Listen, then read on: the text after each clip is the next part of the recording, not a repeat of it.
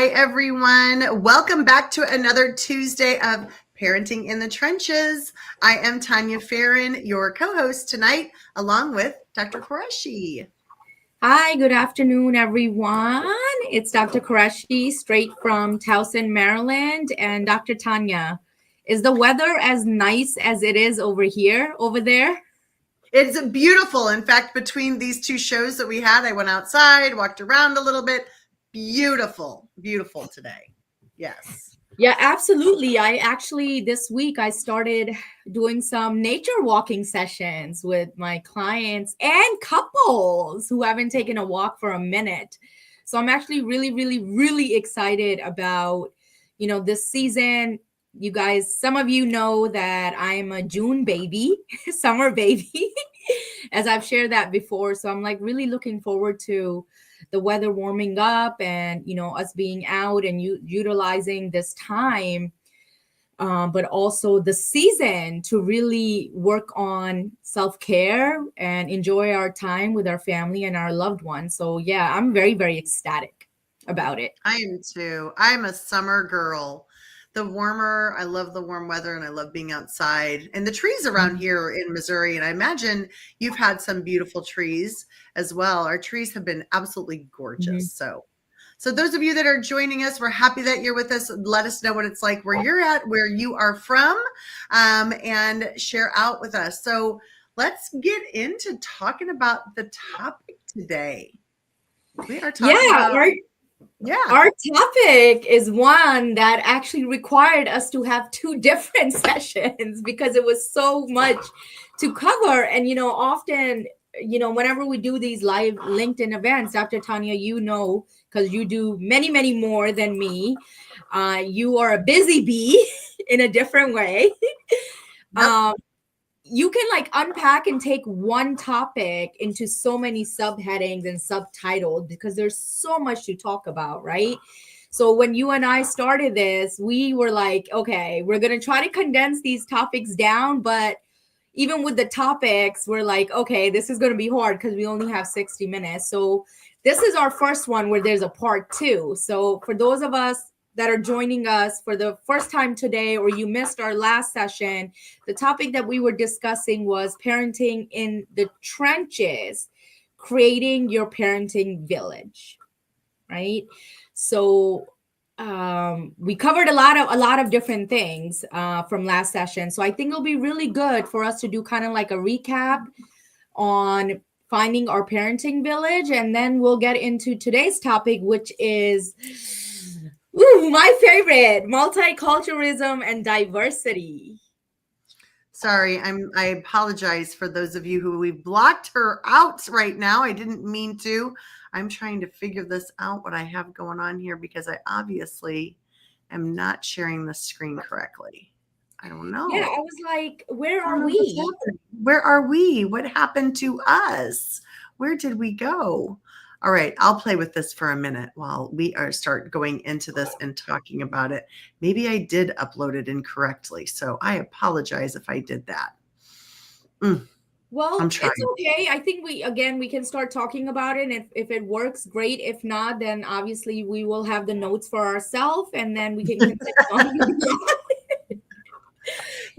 That's the beauty of going live. Exactly. Yeah, I mean, technical issues always come with the territory, right? Even when we talked about finding our parenting village, our last session, we talked about the power of social media and the impact and how families are changing and evolving and how technology needs to be incorporated in our day-to-day lives. So as we ended our last session, and I don't know, Dr. Tanya, if you have pulled up our part 2 slide, I want to make sure that you and I can follow it and take turns in kind of really sharing the information. I will do that. Hang on. I think I'm finding it right now. So hold on one second. I think I'm pulling it up. I'll throw this over right now. It's going to cover our faces while I'm pulling the other up. And you can kind of go over some of those. They can still hear you, but this is a recap. You want to go over that while I'm processing this other one so they'll be able to see our faces. Yeah, absolutely. So basically, what we covered last session was, just highlighting some of the differences in, how parenting and families have evolved and changed, like 1970s, and what the future of parenting and families really looks like, right? So one of the bullet points that was really, really important is that we're seeing more parents creating networks that are thriving. So they're creating a community resource within each other, right? So parenting networks are thriving on three different things. One is collaboration, which means basically, right, you're going out there, you're attending events, you're joining the PTA, you're meeting new parents, you're talking about your experiences as a parent. And I think, Dr. Tanya, you have some great resources that we can talk about as well, right? So I think that's one slide up. Yep, you're right. Here we are. We're good to go now. Okay, great, great. So collaboration amongst each other is very, very important, right? Because we know it takes a village to raise a child, right? So collaboration. And then we talked about the evolution of technology and social media, right? So even today, like as we're streaming from two different parts of the US, right? How cool is this? Like parents from all over the world can actually access this information through technology. Like it's literally happening right in front of us in this minute. So the use of technology and how powerful it is. Obviously, there's some backlashes to it, which is a whole different area, right, of social media. And then creating a sense of community and belonging, right? When we're talking about parenting network, we are creating a community, which means that, hey, you can have coffee nights, right? With different parents. You come to the table, you talk about some of the challenges or even the rewards of parenting and really support each other. And of course, community supports really look very different. And this is something we'll talk a little bit more about in the multicultural aspect of what community support looks like in different cultures. So with that, Dr. Tanya, you want to take the second bullet? Yeah, absolutely. So, we are working at building this network. And I just wanted to bring up to you, if you are following me on YouTube or LinkedIn or Facebook, you can connect with me on there. But also, if you go to this image on LinkedIn, if you go to this event on LinkedIn, I have a new YouTube channel that's just going to be for our parenting community. It's called Parent to Parent. And so you can check that out. The link is in there. Would love to have you subscribe to that. Also want you to know that, I have other information in there for you, along with, being able to see my book, Raising the Well-Adjusted Child, a Parent's Manual, because our goal is to build this amazing parenting village, because you have to have one. You've got to have support, right? And so parents are empowered. It's nice to be able to share your personal journeys and to learn from one another. And that's super important to be able to do, to share each other's stories, to hear from somebody else. A couple of reasons. It feels good to know you're not alone. You're not the only one who's going through this. Maybe the terrible twos. I thought it was more the terrible threes, but whatever you want to call it, those moments in life where you're going, oh my gosh, am I the only one that has a child who still isn't sleeping or who's throwing a temper tantrum or whatever the case may be. Now you can share those journeys with somebody else and learn from each other.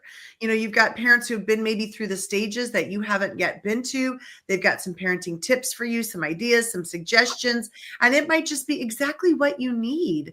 And then you can also create a nurturing environment for your kids by being a part of a community. We talked about, and we'll continue to talk about this, that as parents, the first place that we learn about parenting is from our parents, from where we were raised and what our upbringing is. So being able to identify that there's other avenues, there's other structures, there's other methods is really important. And then we can learn how to create a really perfectly well nurturing environment for our kids. And then also foster a sense of belonging and resilience in your parenting journey, being with us to be able to, find support and have a great system for you. Yeah. Absolutely. I think those are all very, very important, which goes into, a bullet point that we discussed last time, and I think it's on the next slide, is when we are creating networks and when we are empowering other parents, right, that also requires self-work. And one of the changes that we saw as, parenting journey evolves over the past few decades is we are also seeing parents seek mental health services and support for their own well-being, but also for the children as well, right? Yeah, you're not necessarily hiding behind the walls or keeping your family problems within the home. You are actually seeking the professional expertise you need to really get unstuck, because we are all humans and we all have different experiences. So we are seeing more of parents bringing children in, parents coming with co-parents, couples coming in for therapy, because people are realizing that intergenerational trauma and abuse does exist. And the way that they saw their parents parent was not helpful. In fact, they themselves were traumatized by it. And they don't want to take those intergenerational patterns onto the next generation of kids, right? So seeking mental health services for a lot of different reasons. Of course, Dr. Tanya, she talks about a lot about self-care. I'm always talking about self-care. You have to be mentally, emotionally, and physically, psychologically, spiritually, all the dimensions that you can think of. You have to be well to be able to show up as a well parent. And if you're not well, you're not going to be able to show up in those ways where your child is going to get the healthy version of you, not Absolutely. the unhealthy version of you, right? So seeking mental health services is for your own well-being, right? And then you're also in that journey, you're learning effective skills to parent in partnership and inclusion. That's why co-parenting is very important. I was just going to say, having those conversations with whomever you are parenting with is really important. And I mean the conversations with maybe seeing a therapist. If you have some of those patterns of abuse, addiction, affairs, things like that in your history, as either as self or as being raised in those environments, and Dr. Qureshi, you can, again, you can speak to this way better than I can speak to it, but, there are a lot of, gosh, I don't know how I want to say it, hierarchical patterns of the family unit and dynamics, right, that happen when there are abuse, addictions, affairs that happen in families. Kids take certain roles in their family to help combat those different types of patterns, right? And so as you're parenting now, you have to figure out what is your role now. You can't assume that same role that you were when you were a child in your family dynamic. Does that make sense? Yeah, absolutely. And you know what's so crazy about it, but not so crazy, is that as you transition and move forward in life, you end up finding yourself in relationships where you are playing that role. Right. Right. So let's just break down addiction really quickly, right? So if there's addiction in the family, right, with one parent, then there's different roles. So one of those roles that I remember is there's a parentified child. Okay, that's one role, which is usually the oldest child. Then there's the hero, the comic relief, right? Yeah. There's the scapegoat. Okay, the person who always is the one getting in trouble, but they didn't do anything, right? It was always right. So as you form those roles, they become part of who you are, as part of your identity, right? And obviously when you're younger, you're not recognizing it all as you should be, or you're young. Right. Deanna Pelly, we just did a I Choose Us on self-awareness. So just shouting out. You guys should definitely watch that too, because self-awareness is really important.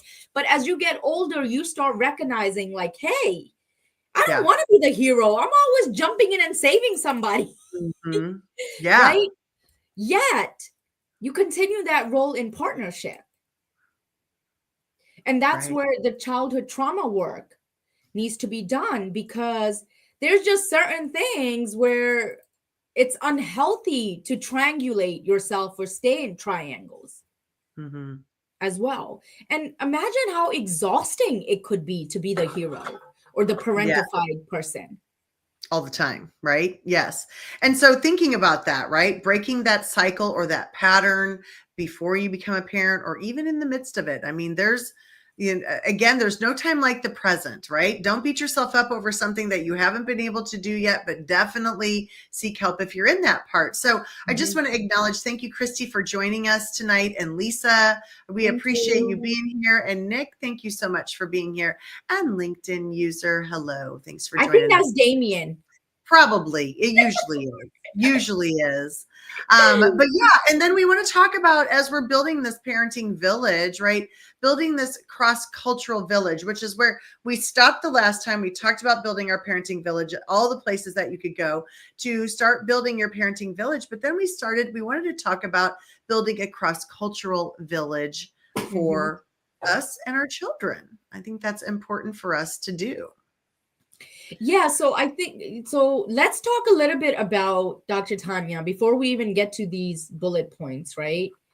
And they look a little the understanding is, yeah, I think that's how it's uploaded. But before we like get into these bullet points, I think it'll be important for us to have a conversation about why it is important to think about a cross-cultural village. Right? What are some of the things that are happening in this world, right? There's so many moving parts, right? And sad to say, cultural diversity isn't always embraced. Right? Yeah, agreed. It's very, very important. Why? Because one of the differences you're going to see, at least in the structure of families, is you are seeing more diversity in marriage and partnership. What does that mean? That means people are stepping outside of just their background and partnering with spouses of other backgrounds. So that could be religion. So we're seeing more interfaith marriages and relationships. We're seeing more interracial relationships, interethnic relationships, right? Obviously the LGBTQ community as well, right? There's so many different layers of diversity, right?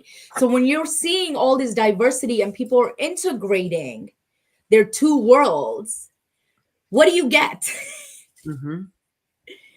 Right. A very diverse child. You do. You really do. And right. And I think back to, it really just makes me think about the future of the world for our kids. And so I think that's the piece that's really important. When I think about where I'm at right now in 2025, I am hosting global events with people from around the world and from different cultures. And it's absolutely amazing. And that is where our world is going. And so we want to make sure that we are, bringing culture. And I don't want to use the word exposing our kids to culture. I think that's an older term, right? But integrating our kids into culture and our families into it and teaching them about it and having them, be open to learning more about it. Like you said, there's a variety of different diverse relationships, cultures, religions, all of those types of things to immerse our kids into and ourselves and to be open-minded about them. Yeah. Yeah. And, I mean, you and I can come up with examples. You talked about your mom's journey in parenting, right? And how yours, you shared that she didn't understand how you needed alone time from your kids, right? I mean, there's a diversity in that, right? Sure, Because the absolutely. roles were different, right? Like Right. how parenting happened or how partnership worked, marriages worked, right? And in that, like I remember when I was younger, like even in the Pakistani community, like we didn't hear of interracial marriages like that, No, right? right. The only time I heard of interracial marriages is usually when a son or a man actually married an Mhm, American woman mhm. because it was more, I guess, forgiving. There was more permission around it. A lot of times, unfortunately, sad to say, it could be related to visa statuses and sponsorship, right? Mhm. Sure. But in many ways, it was promoted. Like, yeah, you should do that, right, for the betterment of your future. But I rarely ever saw a young Pakistani girl, woman, be married outside of the cultural norms of marrying another Muslim Pakistani. But now there's a lot of interracial couples that I work with, Sure. you know, um, whether they're dating individuals who are white American, Black American, or even, from India, right? Mhm. I myself was sheltered in the Pakistani Muslim community. I didn't even know to some extent, like, hey, we have Indian Muslims too, obviously, right? So, like, my circle was really small. And as I got older, obviously, more exposure led to more integration, right? So I think the reason this is really important is one, obviously, we're seeing more integration of cultures. But the other piece is when you're thinking about it from a parental point of view, you're also having children who are biracial, right? Mhm. Or inter-ethnic Mhm. in so many ways. So you as a parent are going to have to move differently because your child's identity development is going to look differently than a person who has two Caucasian parents or a person that has a mom and a dad, right? Versus Mhm. two moms and two dads, or Yes. a parent who's Muslim and Christian. It just looks, or a step family. I mean, we didn't even bring in step parents, right? We Yeah. didn't. I know. Again, we can unpack this for days. We could do a whole year on this topic. Agreed. Yes. And and I feel like that I'm hoping there's less communities like that, but I would agree. I feel like there was some sheltering, right? As you're growing up, many groups and families and cultures stayed within their culture and or their group or, and so there's not a lot of intermingling where there is now, which is great. And I think, I feel like, it's a tough topic still. And it's hard because for people like you and I that are open to that, there's still groups of people that are not. So our goal is to bring awareness to people, and so that they can do some of these things with their kids and help them in this cross cultural and building this cross cultural village. Yeah, absolutely. And what I would want to note here is something that we can all agree with is if you haven't done it, your kid's going to do it. Yeah. That's Yeah. a given. You're going to see some generational stuff that's going to come up, right? And you're Yeah. going to see Sure. certain values and certain patterns, or even like the next generation is almost always challenging some norms and biases and Sure. stereotypes. Every generation goes through a breakthrough period where Yeah. something changes, and there's always one child who does something that you never thought about. You're Right. oh yeah, that's my kid. Yeah, that's what happened, right?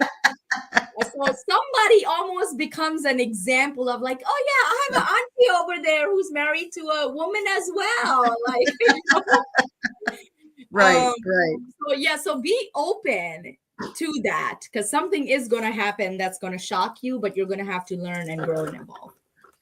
So So you're, yes, and so yes, as a parent is what Dr. Qureshi is saying. You're gonna have something with your child where you're gonna be like, "Wow, I didn't really think we were gonna go down that road," or "I didn't expect this conversation to happen." And it yeah. is so important. And I talk about this in my book all the time. Communication is an underlying theme for sure in my book, and it is so important to have an open conversation with your kids. Sit and listen to them. Hear them out. Be open to listening. Start with Mhm. that. So when you are, maybe in a situation, maybe they bring some friends over that are, part of the LGBTQ community, or they are of a different race or of a different culture. Be open to that and listen and learn from it, right? And talk to your kids about it. And I think that is so important to be able to do. And I'm going to go on to the second bullet and say, celebrate that cultural diversity, learn about it, ask some questions, tell me about it, Mhm. learn and understand and embrace that. I think that's really important for you to, as a parent, to be able to start doing. And even, I just go back and reflect upon my experiences with my own kids of just different religions and things like that, or different holiday celebrations from their families, their cultures, and asking how they're doing that and what are they Mhm. doing, and learning from it and being respectful of it. And so, yeah, I would think that that's just very important to have that open communication. Yeah, and what I would add to that is opening up the dialogue not only with your kids but your community members too, your neighbors, right? Parents in the school that are different from you, from a different culture, right? Like when you're attending meetings, right? Like look, like be observant, be intentional in how you're connecting and moving with the diversity that does exist. And if it doesn't exist, being intentional in making sure like your child is getting that knowledge somehow, because they are going to go out there into the world and see a lot of beautiful communities and people, right? So Yes. and I can say like this is very, very important because I experienced it myself. Like growing up, it wasn't until college where I actually got all this exposure and then into the master's and PhD program. Like, but I lived a very sheltered life. My parents only hung out with Pakistani Muslims. Only. We didn't even go out to restaurants to eat American food. I mean, there's a reason about, there's a reason for halal food. We only eat halal, but we didn't even go out and have seafood or even Right. vegetarian, right? Right. We stayed in our Pakistani community. Like, why? Because there was a safety net to it, because it Yeah. was comfortable. So part of Right. these open dialogues and celebrating cultural diversity has to do with being uncomfortable and courageous enough to learning about somebody in Yet different your parents countries. moved to America. How brave is that, right? You know what I mean? Absolutely. Hmm. Like, that's a whole culture, you know, Shock. crash Yeah. experience, like here you are fully immersed in the culture. And I can understand maybe that feeling of safety by staying in the Pakistani community, right? That probably felt very safe to your parents and Mhm. very comforting, and feeling of home and that sort of thing, being in a whole new world for them. So I can only imagine that. It's funny, my mom and I were just talking about this today. So when I was a kiddo, we moved from Missouri to San Diego. My mom was 26 years old. I was 5. She packed up a truck with my dad and moved us out to San Diego. And we moved next door to our neighbors who were Japanese. Still my best friend. I always call her my kindergarten best friend. I love her to pieces. But my mom was just saying, she said, I never had any authentic Chinese food ever living in Missouri in the 70s until I moved to California, and I didn't have any authentic Mexican food. Like, she just had no culture, had no idea what it was like, and end up having our very best friends in 1970, which was, very unusual, being from the Midwest. And it's been the best thing for us. I can tell you, in our life, they're just an amazing family. So Yeah. I encourage people to take that leap, to reach out. Yeah. And as you're talking about Mexican food, it brings me back to a really quick story about my own experiences with food. Okay, so this is a good example of how society has evolved and grown. So when I was younger, obviously, because of that sheltering, but also there was also this, this belief that you can't be too American because American is too different. Americans Mhm, move differently, which our culture doesn't allow, right? So whether it's mhm. the clothing, the food, the individualistic ways, right?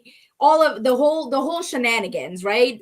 All immigrant families want to do is come here and just get the education to have a better future. And I actually used to have arguments with my parents about that.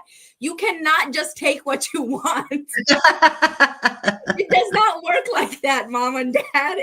There's other things that come with the territory, right? Oh, They man. understood it later on, but when I was younger, obviously I didn't have my voice and I had to listen to them. But one of the ways that I remember is, so I remember my mom would pack my lunch or lunches. And in that, we're like, no, we're not going to eat lunch food because, Americans eat pork and you never know what's mixed in. They can be making pepperoni and cheese pizza in the same oven. So my mom would pack Pakistani food, and it would be like lentils, chicken curry, some naan, anything that we ate. And I remember getting made fun of because kids would look at it and they were like, "Ew, it smells. What are you eating?" And I would be embarrassed. Sure, yeah, I It could was see like, "No, that. I want that pizza." Those nuggets and those French fries. Why do I have to eat this? And now it's like if a kid brings that Pakistani food into the school, their classmates are going to be like, "Let me get some. You want some chicken tikka over there? Do you have some samosas? Yo, those butter naans are really good, right?"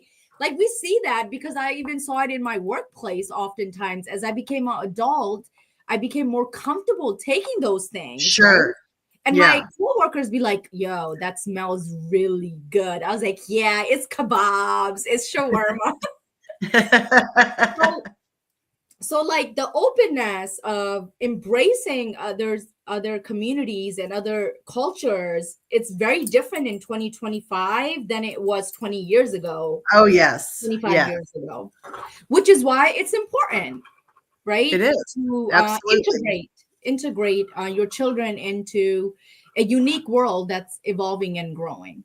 So I Sure. think that ties into our next bullet point, which says promote inclusive decision making. Mhm. Right? We're talking about inclusivity, right? Including everyone in the community, right?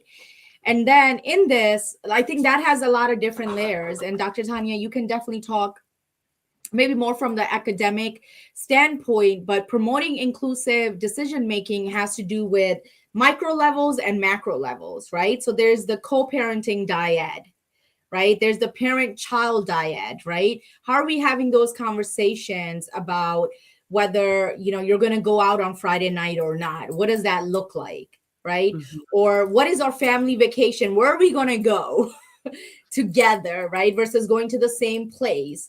What's appropriate as our children get together? The same vacations that when they were 5 aren't going to look the same when they were 15.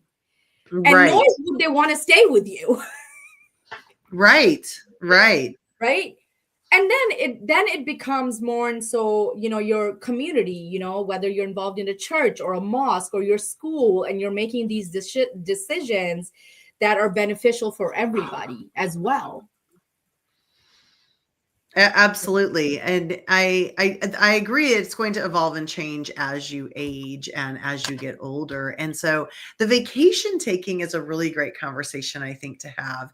Even thinking about that, right? So, if you're we're probably going to get into a little bit more of this, but if you're sitting here thinking about how can I make things more broad for my family, my child, how can I build a little bit more cross cultural, there's some inclusive decision making that you can make with things like vacations. Where would you go? What culture do you want to learn more about? Doing some research on it.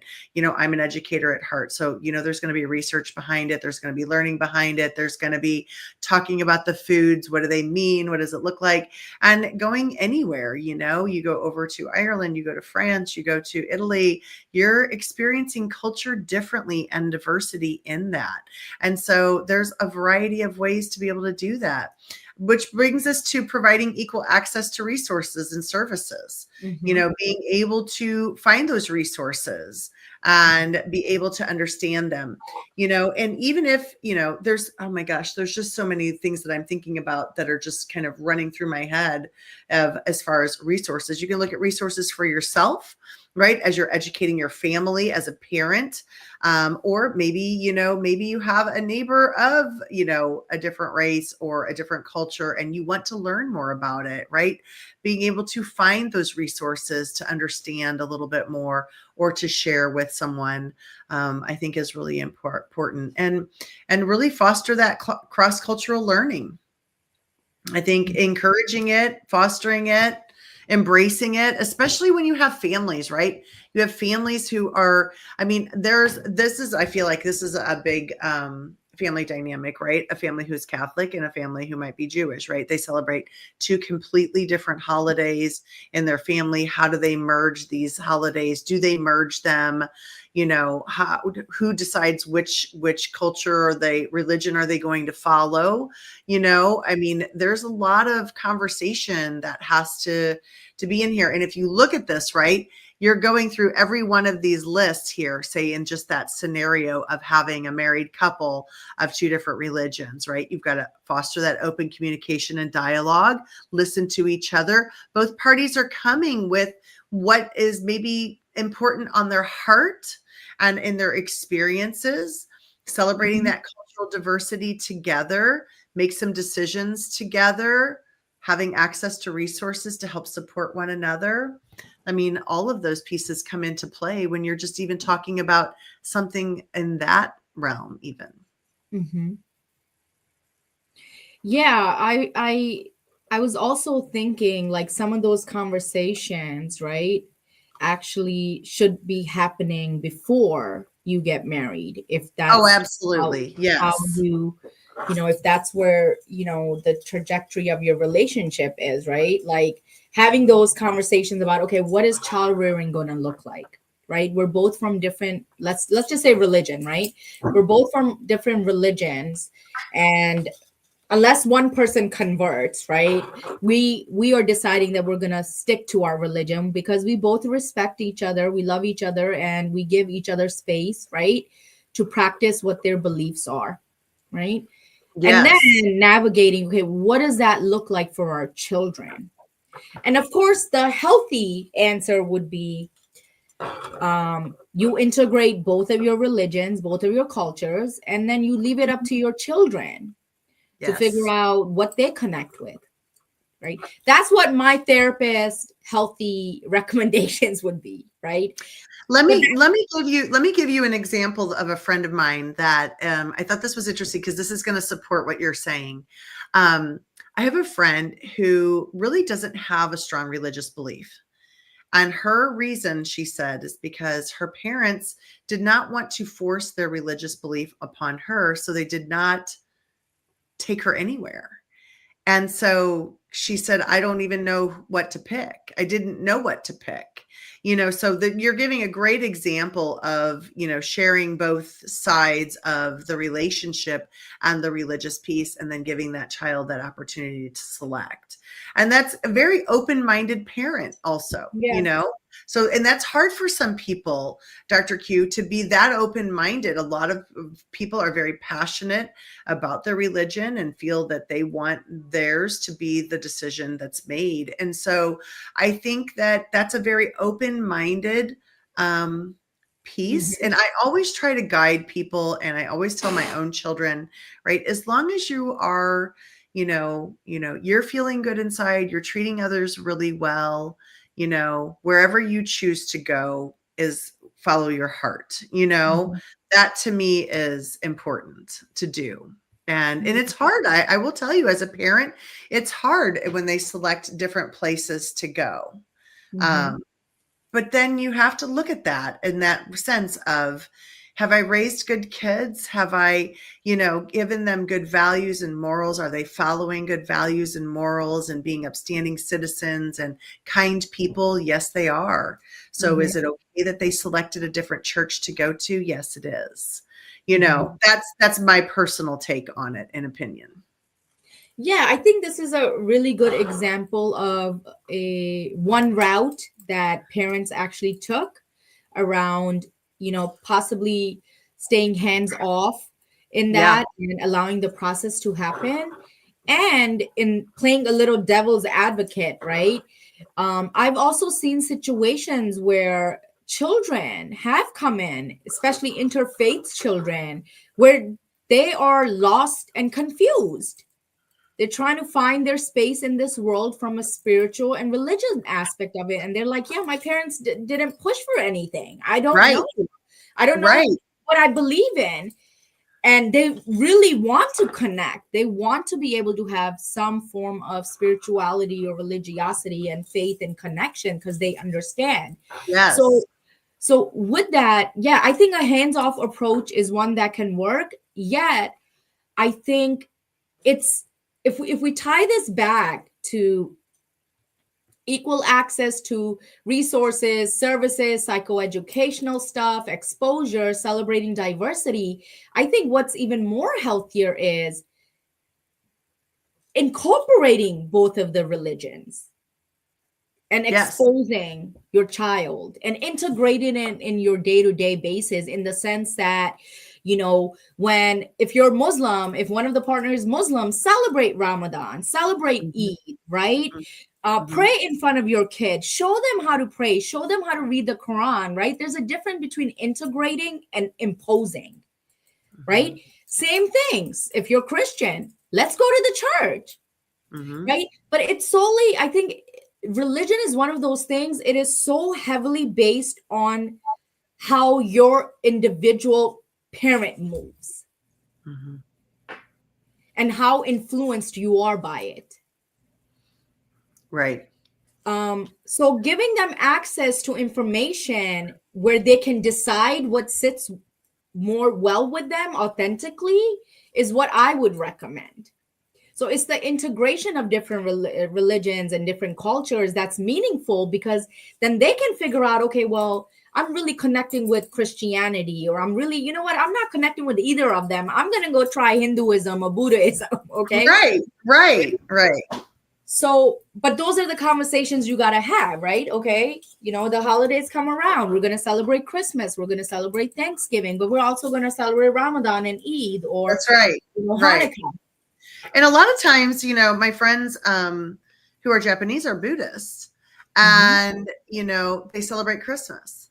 It's Hmm. it's also an American holiday, right? Hmm. In the United States, even though it's a Christian holiday, but they still celebrate it and have forever. Hmm. And so that is building their cross-cultural village. And I think that that's pretty cool.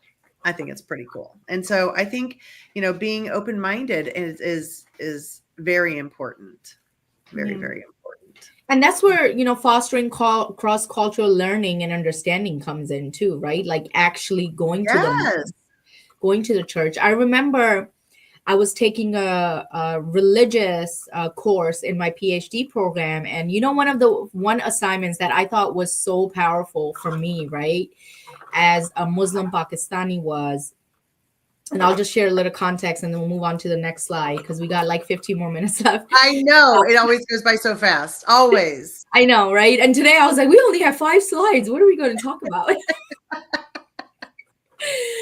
So I remember, so I don't know history wise if people know the beef between India and Pakistan, and how Pakistan got independence in 1947, and it used to be India, and like the division happened because Muslims wanted their own country. There was a lot of oppression, and obviously the background of the British. Anyways, I don't want to make this a history lesson. Lesson.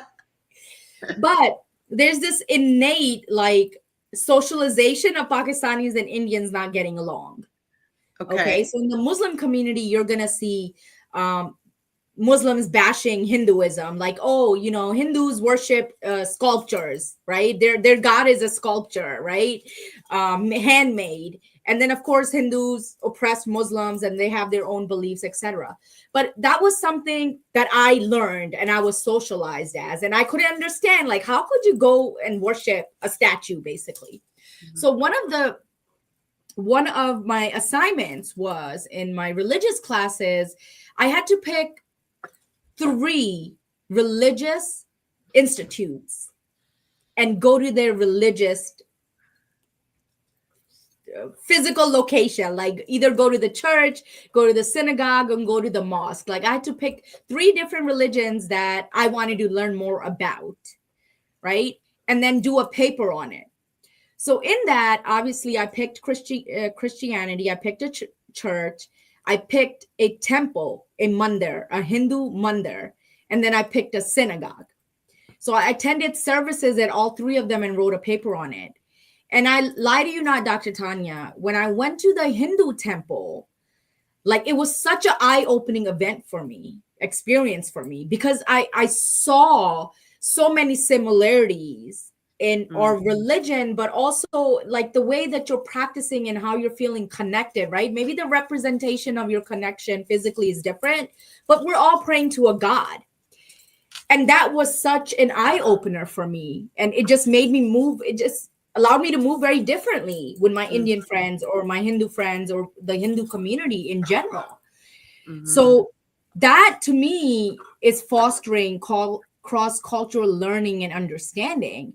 And in that, I also saw that whenever conversations came up, I would like actually challenge our Pakistani community. I'm like, people worship God in all different ways, right? Mhm. Like, let them be. Yeah. Right? Yeah. So think about that. Think about like where your biases are. Mhm. Think about how you're socialized and go towards it versus away from it, because that's how we are going to get rid of division.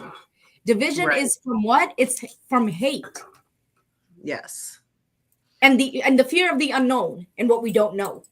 Right. Right. So when we're building cross-cultural villages, it's really, at the end of the day, for me, what it's about is the bigger goal is to have a society that it feels safer for the next generation. I love that. Yeah. I like that. Mhm. So that's my spiel on that. And then I think the first 2 are repeat. I forgot to delete them. So You're forgiven. No worries. So the next 2, I think, which is what, we just kind of sort of talked about, is evolve and grow together as a society. Mhm. And one of the ways that you can do that is by embracing change. Absolutely. Absolutely. And again, like I said, we are living in a global world now, and that doesn't make sense, a global world, but we're functioning globally as businesses. And I know we're talking about parenting, but we are raising our children to be productive citizens, and they're going to have jobs. And whether they're going to have jobs and they're going to be, around the world traveling physically for their careers, whether they're in the military or they're in technology. I mean, I understand that Africa is building a giant Silicon Valley. Like, it's going to be huge, that all the big names are going out that direction. People will be traveling globally more. So being able to grow together, embrace, learn about other cultures, which is incredible. Or you're in a platform like me, and you, Dr. Qureshi, we're across the United States. I'm learning about your religion of being a Pakistani woman, as well as, me being an American woman, an Italian as well. Just learning more about cultures and heritage amongst ourselves, or even bigger, as we're having the virtual wellness experience, work-life balance summit. We've got people all over the world that are presenting with us. So we are going in that direction. And so, our kids are going to be doing global work. And so teaching them about that, teaching them to be open-minded, encouraging them to learn about it, and for you to learn alongside them, and Mhm. embrace some of the change. Again, I go back to a conversation that a very good friend of mine had when her daughter was getting married very quickly to a person. And they said, did you raise her? One of her friends said, did you raise her well? Yes. Did you give her good values and morals? Yes. Do you love her? Yes. You know, she's going to be fine. And so, we continue to build these relationships with our kids and with the people around us. And we Mhm. have to continue to learn how to work together, and be that change that we want to see in this world. If we want to see true world peace, we've got to be peaceful in our actions and the way that we treat other people in other cultures. We have to start being kinder to each other. We have to teach our children how to be kind. And that's very important. Kind, even, with our aging parents, with our relationships with friends, with, supervisors. We have to teach our children how to react in all of those things. I mean, you want to talk about a culture shock, go from being a stay-at-home homeschooled kid and go to college. That's a Mhm. culture shock, right? Yeah. and Yeah. and you're embraced then, right? You're from the small community and maybe you go to a big town and you're going to be in a completely different culture, demographic, everything. And so being open, learning, listening, is very, very important. Yeah, and I'm thinking about like communities within communities too, right? So you're talking Sure. about like we're talking about international immigration, right? And then you're talking about from even one state to another state, but it Sure. could be down the street. Yes, it I've could be. really lived in places, Philadelphia is one of those places too, where like Sure. you could be in one part of the city and 2 blocks down, it's totally different, right? Yes. So diversity exists right down on the other side of the street too. Which leads you to believe that you have an opportunity then. Hmm. You have an opportunity to grow, right? Hmm. I'll just give an example, and a lot of cities have this, right? I'm Italian, so I'll go to this piece. We have a place called The Hill, which is our Italian community in St. Louis. And so you have Hmm. Dogtown, and which is more of a German town, right? So you can go into these places within your own town and experience some culture, right? You can go and have a great Italian meal. You can go have a great German meal. There's different things like that that you can do, and go to the festivals. I think those are even great places that you can start to build a cross-cultural village. There's great festivals that cities and towns put on, right? Hmm. Yeah, absolutely. A Absolutely. great way for you to learn about that. I know that St. Louis has a really great Greek festival. It's amazing. I've been to it a couple of different times. The food and the dancing and the culture is amazing and beautiful. And I love going to it. And I took my kids, and my kids loved it. It was so funny. They were like, I want to go do the dance thing again, Mom. And they loved it. And Yeah. so, embrace that change, grow together with your kids and learn about new cultures. And some of them, like Dr. Qureshi were saying, are literally in the next town. Hmm. Yeah. I just have to highlight like some of the amazing diverse work that we see out here in the community, right? Music is one of them. Yes. Look at music. I mean, we have Jason Derulo and Nora Fateh. Like, there's these people from my side of the world literally rapping and collaborating with American artists. And it is so beautiful to see. Like, even, the Jimmy, was it Kimball show? They had Diljit. Diljit is a famous Punjabi singer. He was on the night show and he did a Okay. full performance. And it's again, I wasn't seeing that 20 to 25 years ago. I Oh, wasn't seeing, 100%. No, I right? agree with that completely. Yes. So Yes. even simple things like that, like music, food, etc., and families traveling to other parts of the world, Right. right? Right. Globally. So it's just great. I mean, it's a beautiful world out there, and I think each and every one of us has the responsibility of making it a safe world where each and every one of us feels loved, feels accepted, feels special for who we are and where we come from. Yes, I love that. You're absolutely right. That is the whole goal of this conversation, right? Yeah. To Right. So embrace and finding, accept diversity. Hmm. yeah, and finding our parenting village is about creating a safe space for our future generation of kids. So Hmm. they can go on and create safe spaces as well. So with that, in a nutshell, we have 5 minutes, and our last bullet points kind of sum everything up. But I'm wondering if anybody has a burning question, because we've been doing a lot of talking. We have done a lot of talking. I agree. I don't see any burning questions yet, but does anyone out there have a question for us? We should have asked at the beginning. We'll get better at this. While we're waiting for some questions, just know that we are on the last Tuesday of every week. Again, you can go to this event. If you just joined us, you can go to this event on LinkedIn. You can follow the Parent to Parent YouTube channel where this is being streamed. You have yours being streamed at your UMead Center YouTube channel as well. So those are two channels for you to follow to learn more about it. And then I'm not sure what our topic is next time. I'll have to look and see where are we at. But yeah, we've got Yeah, a I know we have an amazing topic. We made an entire list. And we have the you whole year guys, planned out. what? We have the whole year planned out. We do. Mine is June because I'm gonna be away in June, Yes. but you and I can talk offline about that. So yeah, so guys, just remember you have access to us, right, on different platforms, and we're always here to answer any questions or even do brief consultations, right? We need to get the word out there, and Dr. Tanya and I started this because we have all this knowledge that we've been gaining for years, and we want to disseminate that. And this is our way of giving back to the community and sharing. And I know my main goal is destigmatizing mental health. Mm-hmm. And like letting people know, like, it's okay, come in, have these conversations, right? You can't live in isolation, right? So share.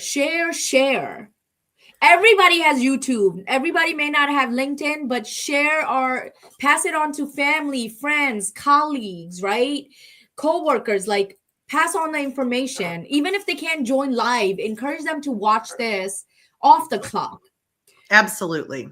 And then also we have the I Choose Us series as well. So join me and Deanna on I think we're trying to get on that second Tuesday of the month. We're a little iffy, but join that too. So yeah, that will be it for my spiel. And then Dr. Tanya, did you have any last minute? Well, I just want to thank everybody for watching and for being here tonight, and reach out to either one of us. We're available if you have any questions. You can reach out to us on social media, and we would be happy to be there. My biggest goal that I have right now that I want to put out there is this is going to cover our faces because I'm not very good at it, but I do have an event that's coming up that'll be in September. So I'm already talking about September right now with my book, a book study on it. So it will be September, October. We'll be doing about 5 different sessions on that book. So would love for you to be a part of that as a parent so that we can do that. And again, you can grab my book on Amazon, Raising the Well-Adjusted Child, A Parent's Manual. There is some great discussion questions in the back. Again, it is not brain research. It is like tried and true strategies, routines, structures, my trial and error as a parent. Like, it is simple and easy to read, and no shame in it. And that's what I really want. If you really want to know what my takeaway is, like, I don't want parents to feel like I can't go ask for parenting help, or I can't pick up a parenting book because that might mean that I've got shame around that I'm not a good parent. That is the opposite, complete opposite. You want to go out and look for new resources so that you can help yourself as a parent on your own parenting journey. So we hope you stick with us. Absolutely. And then we will see you all next month. last Tuesday at 7 p.m. with another amazing topic. Feel free to send us some suggestions as well. And if you're not doing this already, make sure you enjoy the weather, guys. Take those Yes. walks, find a buddy, right? Go with your partner, go with your kids. It's going to help you mentally, emotionally, in all the ways. Okay. Absolutely. And have a Absolutely. great night. See you guys next month. Bye now. Bye bye.